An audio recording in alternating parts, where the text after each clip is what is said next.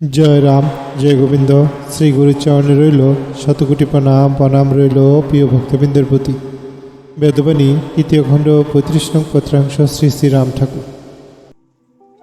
জয় রাম, জয় Gobinda. Welcome to my channel Bedbani Shri Shri Ram ঠাকুরের পত্রাংশ।